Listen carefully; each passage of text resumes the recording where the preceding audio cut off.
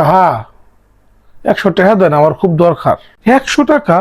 100 টাকা দিয়ে তুই কি করবি? নাস্তা করতাম। যা, ঘরে ভাত আছে। তাইলে 50 টাকা দেন, পানি খাইয়া থাক, শরীর ভালো থাকবো। যা।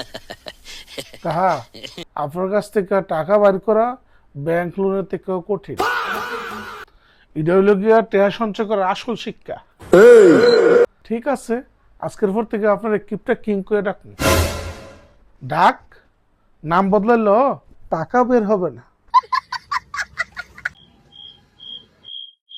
কি রে, সারাক্ষণ ফোনের মধ্যে কি করস? কাজ করতেছি কাহা। ফোনের মধ্যে আবার কাজও নাকি?